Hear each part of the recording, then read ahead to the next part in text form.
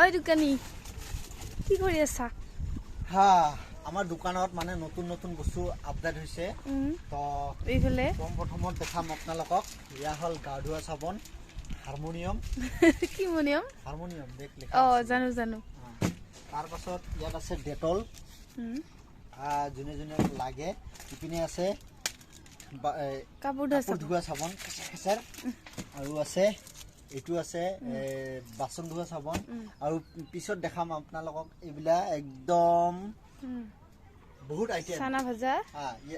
ইয়াৰ পৰা ইফালে হ'ব চানা ভাজা আৰু ইয়াৰ পৰা ইফালে হ'ব বিস্কুট চকলেট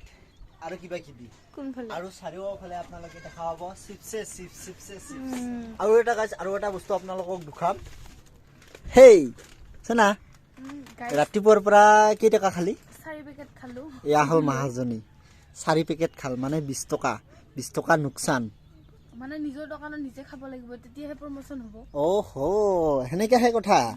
তো গাইস কাক লাগে যে নিজৰ দোকানত খালে প্ৰমোচন হয় কিন্তু আমাৰ